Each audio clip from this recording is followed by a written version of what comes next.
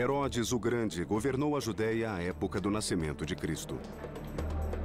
Na história e na Bíblia, ele é tido como o ditador homicida que tentou assassinar o menino Jesus e que ordenou a morte de seus próprios familiares.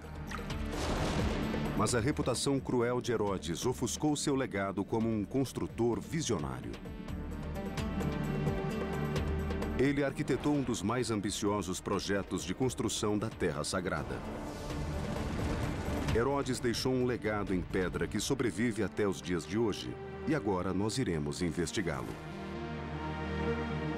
De Massada, onde uma fortaleza desafia a gravidade pendendo de um rochedo íngreme, a Cesareia, onde Herodes construiu o primeiro porto artificial do mundo. Do Heródion, onde uma montanha esconde um palácio fortificado, ao Monte do Templo em Jerusalém, na época a maior estrutura do planeta. Nossos investigadores irão desvendar como essas obras foram erguidas. Como construíram isso lá em cima? E revelarão a escala, a ousadia e a inovação destas incríveis façanhas da engenharia. Esse é o mundo perdido de Herodes, o Grande.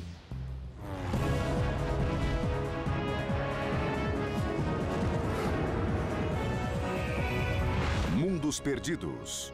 Herodes, o Grande. Esse deserto seco e quente é o local mais desolado de Israel. Há 2000 anos, em 37 a.C., essa terra se chamava Judéia e era governada pelo rei Herodes. Nas margens do Mar Morto, em um local chamado Massada, ele decidiu construir uma fortaleza sobre um rochedo. As muralhas da fortaleza ainda existem e nossos investigadores irão explorá-las. Ori Soltes é um arqueólogo da Universidade de Georgetown, em Washington. Ele é um especialista na história da Terra Sagrada. Ori pretende entender melhor o legado de Herodes a partir das ruínas do rochedo. Agora vamos descer por essa passagem. Certo. E entrar no Caudário. E podemos ver bem o que é isso abaixo do piso. Mark Talesnik é um engenheiro geotécnico da Universidade de Haifa, no norte de Israel. Ele pretende descobrir como os construtores da fortaleza conseguiram trabalhar nesse local, o que seria difícil mesmo com a tecnologia de hoje. A fortaleza está situada em um platô 457 metros acima da planície. E Mark logo percebe que os engenheiros de Herodes conviviam com o risco de uma queda fatal. A rocha é cheia de fendas. Em qualquer lugar que olhamos, vemos rachaduras na pedra. Era preciso ter cuidado. Vejam só esses 4 grandes parafusos. Eles penetram de 15 a 20 metros na montanha. Gostaria de saber se os engenheiros de Herodes pensaram nessa questão. Herodes não se preocupava com a segurança dos trabalhadores.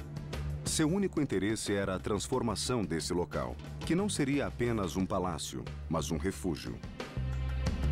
Ele precisava de proteção, pois não estava seguro no poder. Herodes não havia herdado a coroa nem pertencia à família real judia. Ele subiu ao poder usando violência e habilidade política. Ele se tornou rei graças ao apoio de Roma, a superpotência da antiguidade, mas era mal visto pela nobreza e pelo povo judeu. Herodes era um rei imposto por uma potência estrangeira e não podia confiar em ninguém.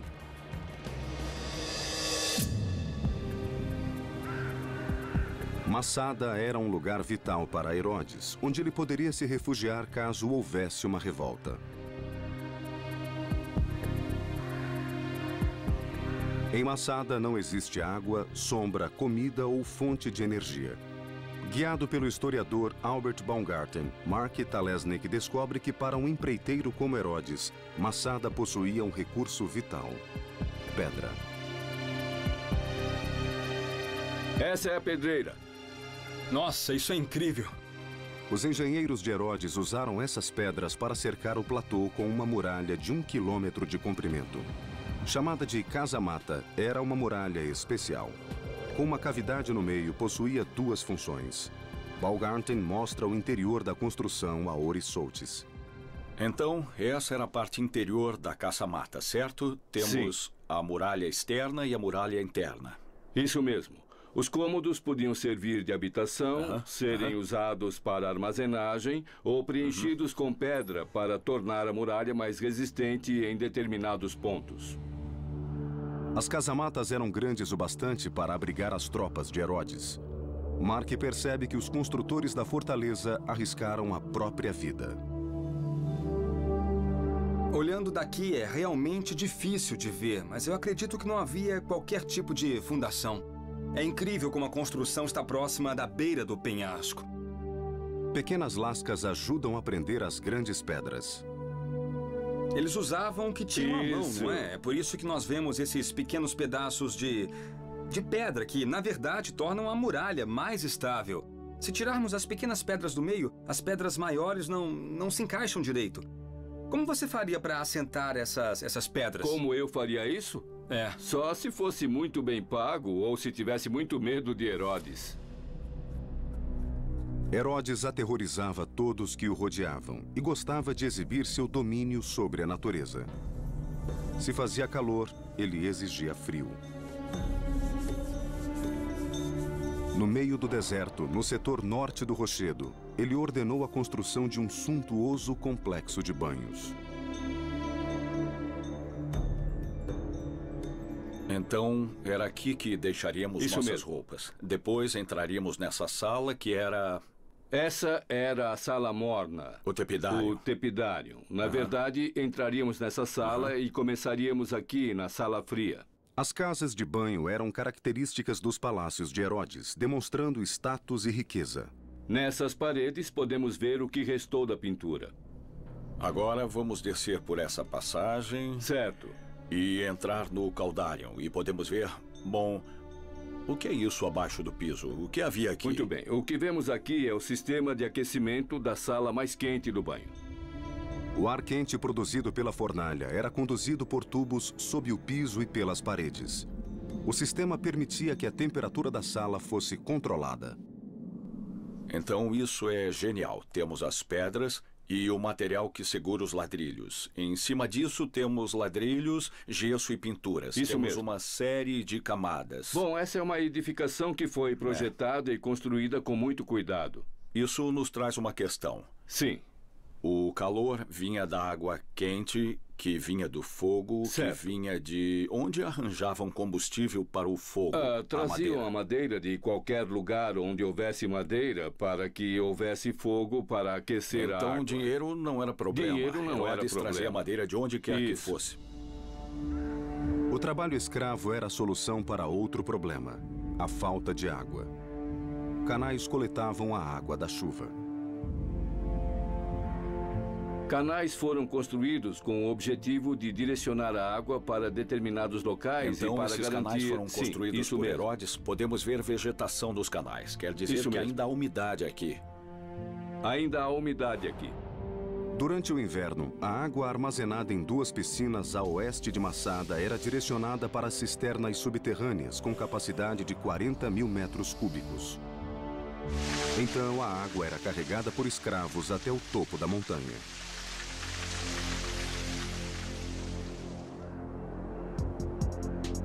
Situado 305 metros acima da planície, o Palácio Suspenso de Herodes era uma ousada obra de engenharia.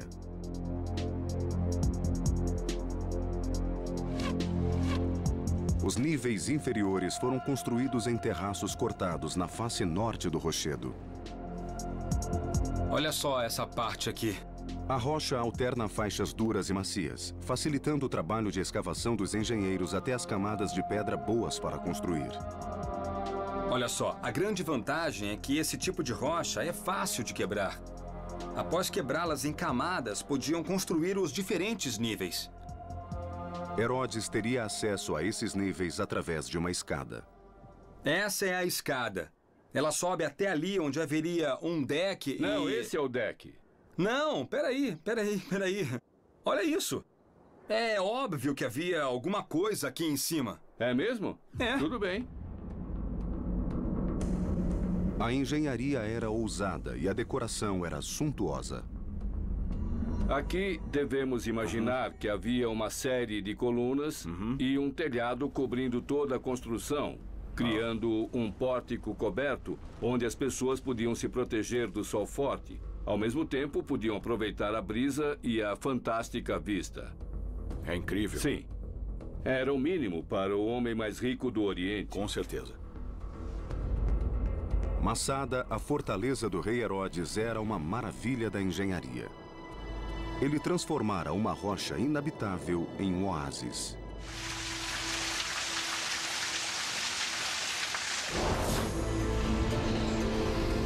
Além do magnífico palácio suspenso, Herodes construiu uma suntuosa casa de banho, tão sofisticada como as de Roma. E fez tudo isso no meio do deserto.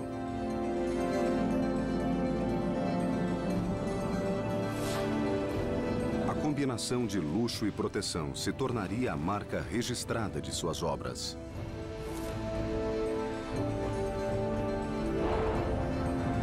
Masada foi apenas o começo.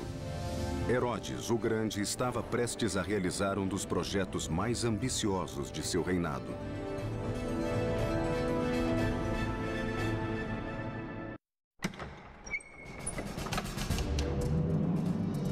Herodes, o Grande, governou a Judéia como um ditador. Ele impunha o medo e vivia sob o temor de assassinato, traição e revolta. Herodes não confiava em ninguém, preferindo a segurança de tijolos e argamassa.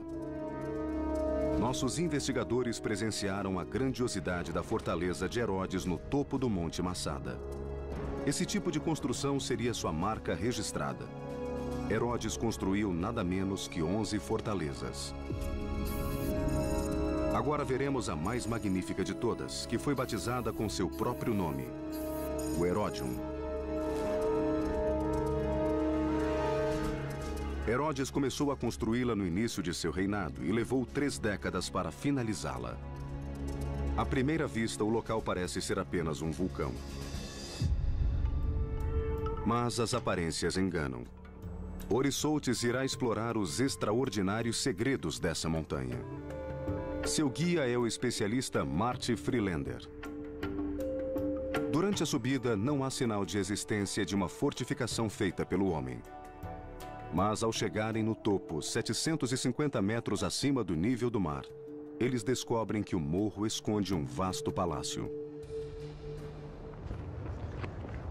Nossa, isso é incrível, não é mesmo? É fantástico. O Heródium tem 200 metros de diâmetro. Temos essa enorme estrutura circular. Foi simplesmente construída em cima do morro ou o que houve? Ele escolheu um morro comum, próximo ao deserto, e criou sua própria montanha. Nossa! Mark Talesnik é especialista em grandes projetos de deslocamento de terra. Ele quer entender como Herodes transformou esse local. Eu estou aqui para saber como ele fez isso. A primeira questão é descobrir o que é natural e o que foi feito pelo homem. Eu quero saber se podemos subir aqui para visualizar a linha entre a rocha e o cone artificial.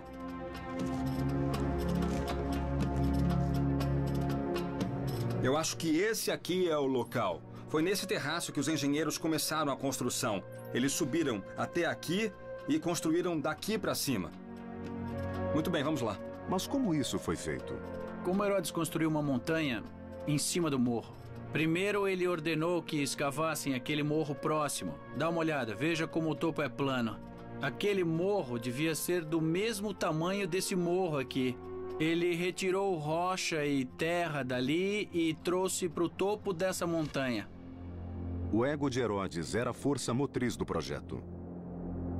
Ele queria que seu palácio fosse a estrutura mais alta e imponente do deserto. Vamos subir mais um pouco, até o topo. O declive íngreme tinha um propósito de defesa. Seria impossível levar uma arma de cerco até o topo. Tá cada vez mais íngreme. Subimos uns 20 metros. Vamos tentar medir a inclinação aqui. Muito bem, cadê a bolha? Pronto. Mais ou menos 45 graus. Está cada vez mais difícil de subir, da mesma forma que deveria ser no passado. Do topo, 120 metros maior que os morros vizinhos, Herodes tinha uma visão clara de Jerusalém, a 25 quilômetros de distância. E as pessoas em Jerusalém também poderiam vê-lo. A aparência de vulcão foi produzida empilhando terra sobre as paredes externas, que ganharam resistência graças ao formato circular. Uma segunda muralha contorna a primeira. Era aqui que os guardas patrulhavam, marchando ao redor da fortaleza. Era. Estamos andando entre as duas muralhas? 4 torres marcavam os pontos cardeais. A torre leste era 3 andares mais alta. Era onde ficavam os aposentos de Herodes. Essa é a parte central. Ela tem várias funções, além de ter uma ótima visão. Também é muito fresco lá em cima. Se Herodes quisesse fugir do calor, lá em cima ele teria uma sala com vista e um lugar para se refrescar. Esse era o único local ventilado. Isso mesmo. Ori encontra a passagem que formava a entrada particular de Herodes no palácio e que dava acesso a um jardim interno. Esqueça essas pedras. Esse era o topo de uma escada de 200 degraus. Nossa. Ele entrava por aqui e chegava em grande estilo. Aqui tudo era diferente. Havia plantas e gesso, havia estuque e afrescos. Belos jardins. Os aposentos ficavam aqui. Nesses 2 andares encontrava-se todo o tipo de extravagância. Havia um elaborado complexo de banhos, marca registrada de suas residências. Havia uma sala fria, uma sala morna, uma sauna, um banho turco e uma piscina de imersão. O design dessa sala é notável. Essa era a sala morna, o tepidário. Mas o aspecto mais fascinante está lá em cima, no topo. Está olhando para o primeiro teto em abóbada do mundo ocidental construído por Herodes. Essa é outra prova de que Herodes era um visionário. Ele foi o primeiro a fazer isso e construir uma espécie de céu em miniatura. Ele teve essa ideia que ninguém havia pensado antes. Herodes foi o primeiro. E o topo era aberto. É um óculo, certo? Exatamente. Hoje está fechado, mas era aberto para que a luz entrasse. Muito bonito. E toda a superfície devia ser coberta de afrescos. Todas as imagens. Geishas, sereias. Era uma abóbada do prazer. Essa pode ser a primeira sala em abóbada já construída. É uma prova da ambição e ousadia que Herodes exigia de seus construtores. Mark Talesnik analisa as pedras para entender como essa grande revolução da engenharia foi realizada. Ótimo, ótimo, é incrível. O formato das pedras alinhadas até o topo do óculos é muito interessante, porque tinham que aguentar a compressão em 2 direções. As estruturas de pedra são erguidas graças à compressão, a força de um bloco sobre o outro. No arco, isso ocorre em 2 dimensões. Mas na abóbada, a compressão é exercida sobre todas as pedras, em todas as direções. Seria interessante saber como eles construíram isso. Os romanos usavam formas para construir arcos. Imagino se faziam abóbadas do mesmo jeito. Também podiam usar areia. Podiam fazer uma pilha de areia, colocar as pedras em cima e depois remover a areia. Interessante, isso é fantástico. Para garantir o fornecimento de água, Herodes ordenou a escavação de enormes cisternas. Onde estamos entrando? Bom, estamos entrando na antiga cisterna. Ao longo do ano havia fortes chuvas e a água era armazenada nessa cisterna aqui. Imagino que alguns guardas ficavam aqui embaixo sem ver a luz do sol. Exato. Desculpem, rapazes, mas não era fácil ser um soldado romano. Agora podemos entender a genialidade de Herodes. Se olhar bem, pode ver que há uma linha de água mostrando até onde a cisterna era cheia.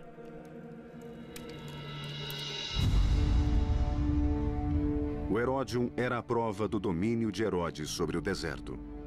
154 mil metros quadrados de terra improdutiva foram transformados em um palácio de prazeres com vastos jardins.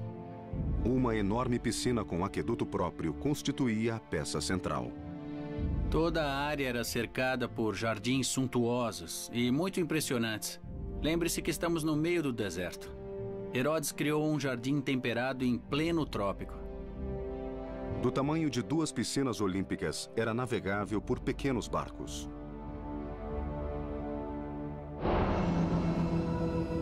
A construção no meio do deserto, parte oásis, parte fortaleza, mostra a visão de mundo de Herodes.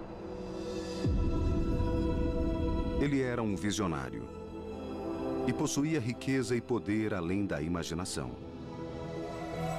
Mas, acima de tudo, ele precisava exibir esse poder. Ele dominou a natureza e o deserto e construiu um grande reino. Mas sua ambição não tinha limites. Herodes queria competir no palco mundial. E para mostrar que era digno dos senhores romanos, Herodes construiria uma nova cidade tão imponente quanto Roma.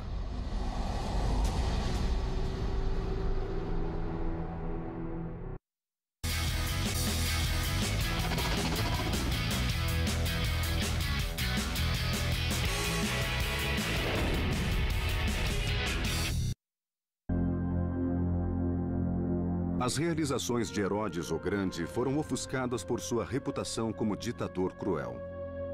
Ele tinha obsessão por obras grandiosas. Nossos investigadores viram como a ambição, o ego e a paranoia de Herodes o levaram a criar uma série de magníficas fortalezas. Mas em 28 a.C., um novo projeto eclipsaria todos os outros. A construção de uma nova cidade na costa mediterrânea da Judéia, que incluiria o primeiro porto feito pelo homem. Era a cidade de Cesareia. O engenheiro Mark Talesnik quer descobrir onde ficava o porto de Herodes.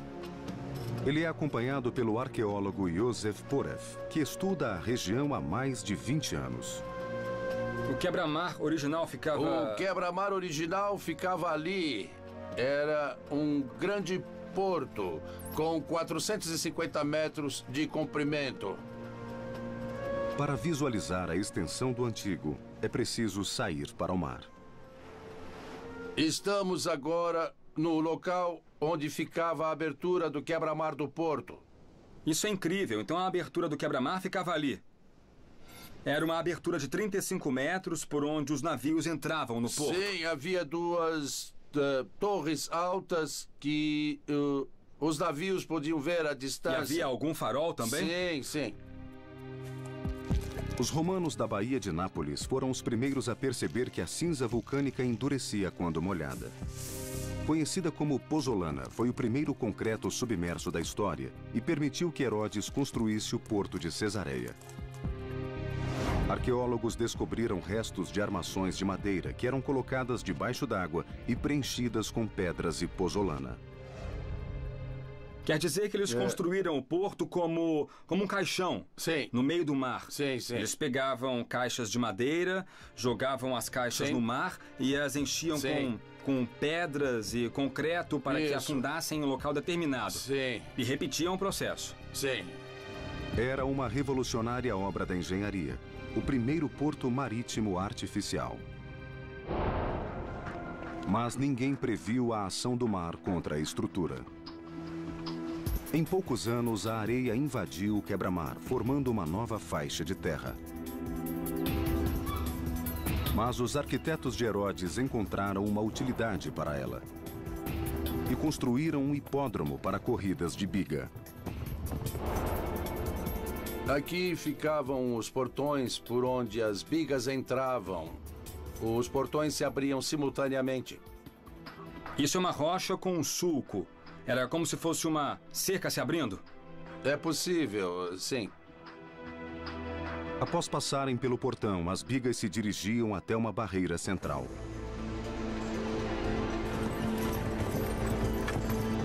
Dali em diante, a corrida consistia de um vale-tudo ao redor de vários circuitos. As arquibancadas comportavam até 800 espectadores. Com o crescimento de Cesareia, a capacidade dobrou. Aqui podemos ver um segmento de bancada muito bem preservado. Era importante ter uma boa visão das curvas onde havia muitos acidentes. Então as pessoas sentavam aqui só para ver os acidentes? Sim, elas gostavam disso. Elas gostavam, né? É. E as bigas corriam na areia? Sim, arena significa areia em latim. Ah, eu não sabia disso. Herodes construiu a cidade mais moderna do mundo romano. Herodes trouxe arquitetos romanos à Judéia. Tanto o teatro como o circo romano que vimos anteriormente foram projetados seguindo características da arquitetura romana. Os teatros romanos tinham um formato semicircular. Esse foi o primeiro teatro da Judéia. Seu projeto foi concebido a partir de um entendimento de acústica, assegurando que o menor som fosse ouvido das bancadas superiores. O que havia de especial na acústica do teatro? Bem, logo atrás do palco havia uma parede muito alta, fazendo com que todo o som fosse empurrado do palco para a plateia. As vozes eram ouvidas de qualquer lugar. É uma Bela vista, não? Bela vista. Os melhores assentos da casa. Belo cenário também, com o pôr do sol. Herodes batizou a cidade de Cesareia para homenagear seu protetor, o imperador romano. O projeto era uma obra de adulação e deu certo. Ao construir uma cidade romana em um reino judaico, Herodes corria o risco de irritar seus súditos. Para manter a lealdade do povo, era preciso mantê-lo feliz. E Herodes fez isso através de outra obra: reconstruindo a cidade de Jerusalém. O resultado seria uma das maiores obras de engenharia da história.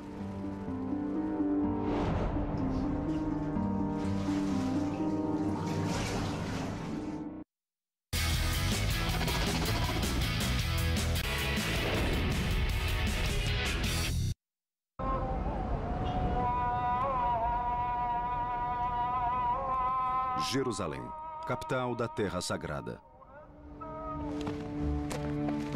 Em busca do mundo perdido do rei Herodes, nossos investigadores visitam o local onde ele causaria maior impacto. Herodes era violento e cruel, mas também muito inteligente. Ele sabia que um povo feliz seria mais fácil de ser governado. Herodes fornecia comida, entretenimento e, o mais importante, água. Os judeus foram um dos primeiros povos a valorizar a higiene e a limpeza, tanto nas práticas religiosas como no dia a dia. Então Herodes os presenteou com a reconstrução e expansão do maior banho público de Jerusalém, a piscina de Siloé. Acompanhado por Eyal Meron, Mark Talesnik segue para a região de Jerusalém, conhecida como Cidade de Davi. Ele quer saber como era a piscina na época do rei Herodes. Apesar de ser muito citada na Bíblia, ela só foi descoberta recentemente. Qual era a função da piscina?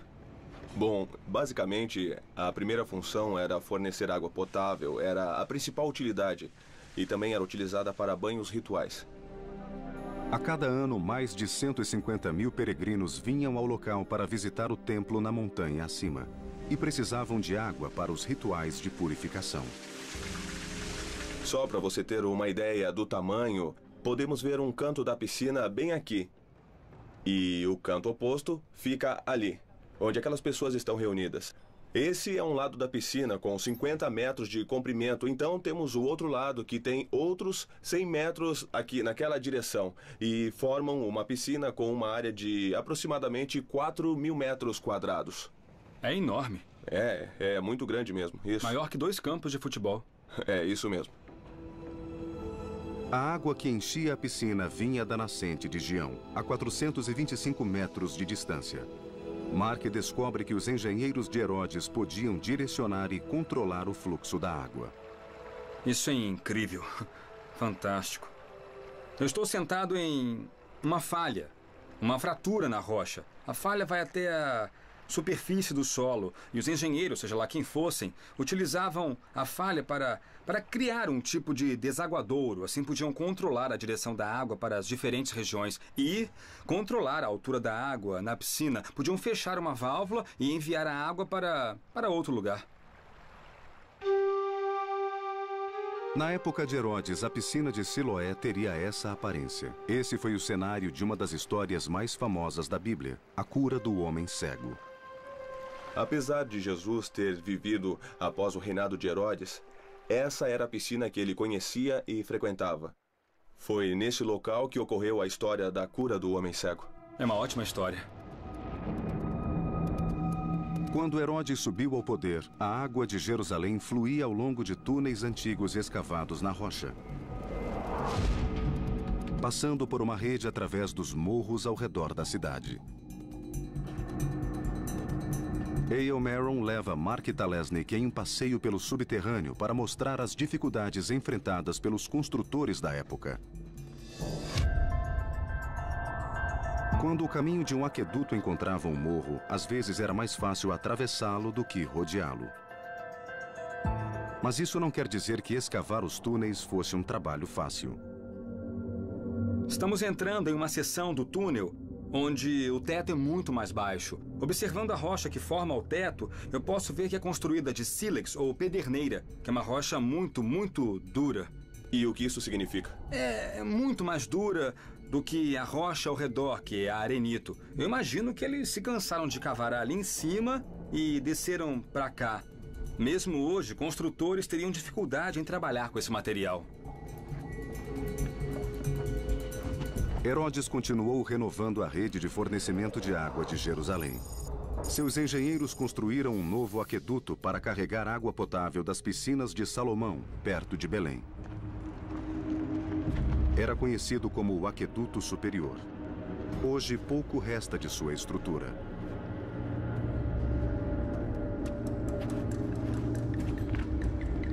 Mas Mark Talesnik e A.L. Maron encontram uma das poucas seções remanescentes. Esse é um segmento do Aqueduto Superior que se manteve intacto por 2000 anos e isso é realmente impressionante. O aqueduto era feito de quê? Bom, ele é feito basicamente de gesso, um gesso hidráulico para impedir que a água vaze pelo sistema. E essa cor cinza é um sinal de que a estrutura foi feita no tempo do rei Herodes. Nessa época, costumavam combinar cinzas com gesso para obter essa cor distinta aqui.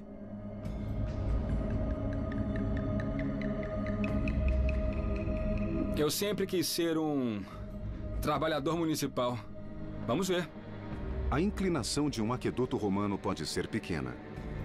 Essa seção parece totalmente plana e Mark quer descobrir se ela tem algum declive. Vamos colocar mais água para ver se descobrimos a direção do fluxo. Não temos água suficiente. Não, temos sim. Ali, ó, temos um fluxo ali, correndo bem ali. Tem sim, tem um fluxo bem suave nessa direção. É isso aí. É isso aí. Muito bom. Sorte dos engenheiros de Herodes. O Aqueduto Superior de Herodes tinha uma inclinação de apenas 16 metros ao longo de 14 quilômetros de extensão. Se houvesse água o bastante no cano, o fluxo iria para a direção mais baixa. De cima para baixo. É assim que a física funciona. Exato. O aqueduto mais bem preservado de Israel foi construído para abastecer a cidade de Cesareia, construída por Herodes. O arqueólogo Yosef Poref leva Mark Talesnik até a fonte de água. As nascentes de Monte Carmelo, que ficam a 8 quilômetros de distância. A que altura estamos? Estamos a 50... 50 metros acima do mar. Sim, a fonte está aqui. Veja, pode ver a água correndo. Daqui a água era direcionada por canais cobertos.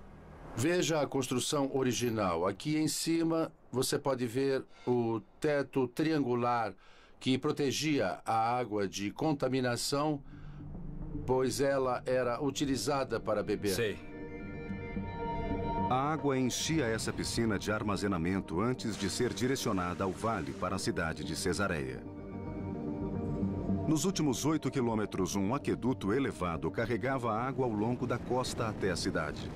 Era o canal de transporte mais bem construído do país. Mas o projeto arquitetônico mais ambicioso de Herodes ainda estava por vir. Era uma construção em uma escala jamais vista que marcaria Jerusalém até os dias de hoje.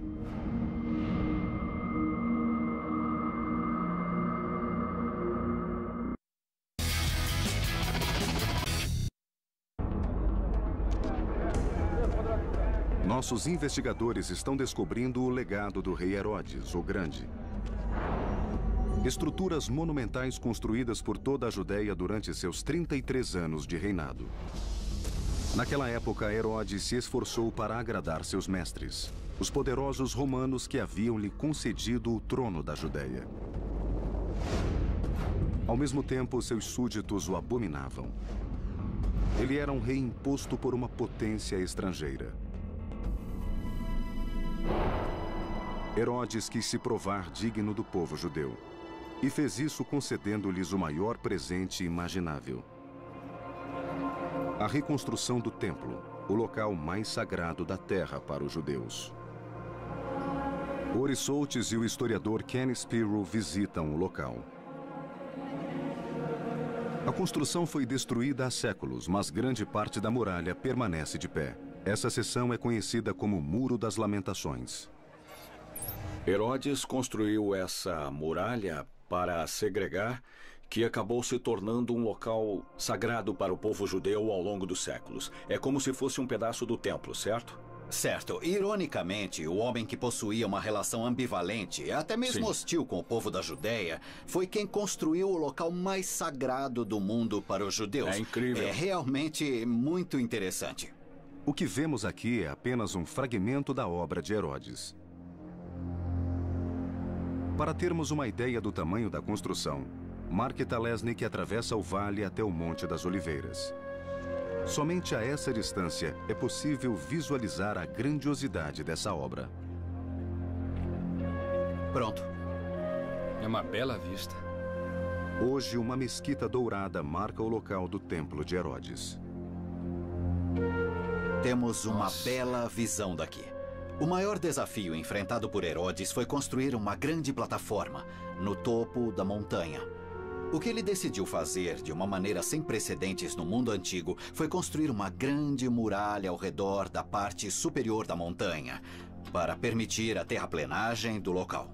Sabe qual era a dimensão disso? Sim, tinha cerca de 500 metros por 300 metros. Quando Herodes terminou o projeto, essa era a maior plataforma artificial do planeta, do tamanho de uns 24 campos de futebol.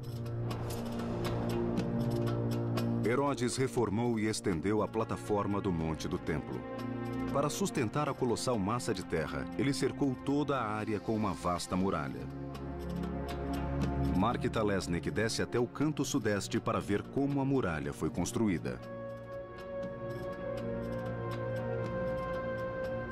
Daqui vemos a altura total da muralha.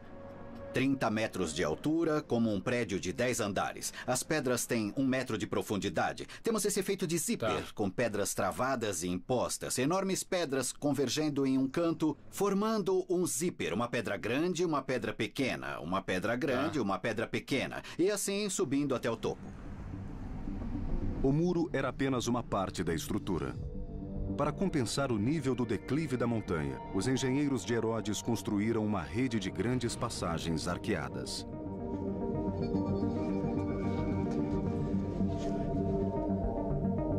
Mark Talesnik e Ken Spiro seguem um túnel embaixo do Muro das Lamentações. Escondido sob a superfície, encontra-se o mais refinado exemplo da construção em pedra da época de Herodes. É a chave para a construção do Templo do Monte. Se observar as pedras, verá que estão intactas. Veja, quase não há falhas. Parece que acabaram de ser colocadas aqui. Podemos até ver as marcas de cinzel, feitas há 2000 anos pelos pedreiros de Herodes. É uma beleza. Não há sinal de erosão. A junção é perfeita, não há nenhum espaço entre as pedras. Perfeitamente cortadas e assentadas. Olha só isso, magnífico. Parece que foram colocadas ontem. Algumas pedras utilizadas na construção do Muro de Herodes são gigantescas.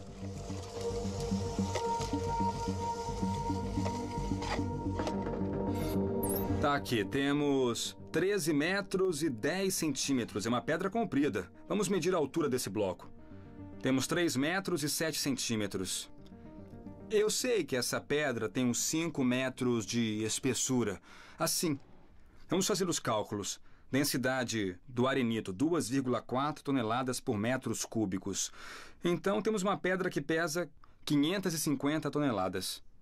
É uma pedra bem grande. Bem grande mesmo. Além de construir o Monte do Templo, Herodes expandiu a cidade. Ele adicionou uma segunda muralha e construiu um palácio longe do bairro judeu, segregando a cidade de Jerusalém. O Palácio de Herodes fica do lado de fora, a oeste da região do Monte do Templo. Herodes era... Em suas obras, ele tinha uma personalidade contrastante. De um lado havia o bairro judeu com o Monte do Templo. E do outro lado havia... O bairro romano. O palácio, sim, o Palácio Real. A fortaleza existe até hoje. Essa é a entrada de uma área que chamamos de cidadela. Certo. Muito do que vemos aqui dentro é anterior à época de Herodes. Herodes garantiu que fosse fortemente protegida. Esse é o fosso, exatamente como Herodes o construiu. É um fosso seco. Aqui, eles faziam uma vala para construir fortificações adicionais. Certo, e essas pedras são Sim, da época de está Herodes, correto. as pedras maiores. Apesar de todo o poder e riqueza, Herodes era consumido pela paranoia. Isso se reflete no projeto das torres da cidadela. E as torres que podemos ver daqui, temos uma torre ali, 2 e 3. O interessante é que as 2 torres maiores estão voltadas para o interior da cidadela. Sim. É irônico, pois deveriam estar voltados para fora. As pessoas dizem que Herodes tinha mais medo dos judeus... Certo. Do que dos romanos, Certo. o que deve ser verdade. Ele confiava muito menos nos judeus. A intenção era que ninguém duvidasse do poder e da soberania de Herodes ao entrar no complexo de templos. Os judeus entravam pela escadaria sul. Mark descobre que até os degraus tinham um projeto especial.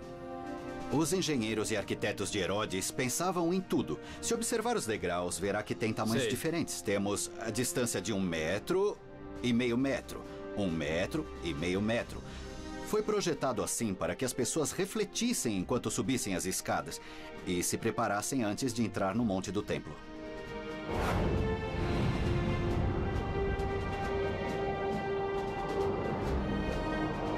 O primeiro templo foi construído pelo rei Salomão, e Herodes tinha a intenção de ofuscá-lo.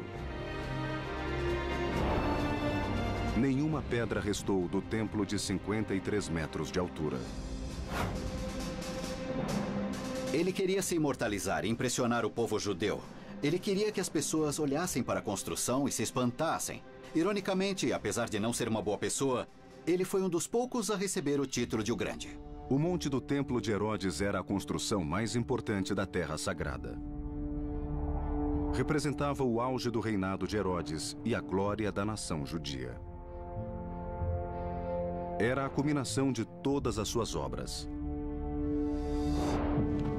Como nossos investigadores descobriram, ele se beneficiou do conhecimento adquirido em Massada, de como reforçar declives perigosos e como esculpir grandes blocos de pedra.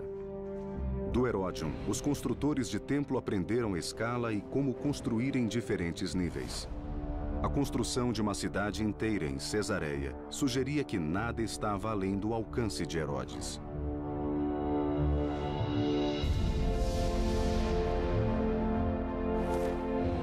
E o Monte do Templo foi a prova final. O rei Herodes sempre será lembrado como um vilão, cruel, determinado e egocêntrico. Entretanto, foi esse homem com essas características que produziu algumas das mais extraordinárias façanhas da engenharia.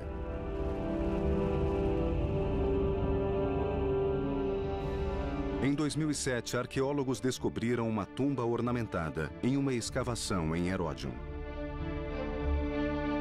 Apesar de não haver nenhuma inscrição, a riqueza e a localização da tumba levam os arqueólogos a acreditar que este seja o local onde Herodes o Grande foi enterrado. As pesquisas continuam, mas se os arqueólogos estiverem certos, esta pode ser a tumba do maior construtor do mundo antigo.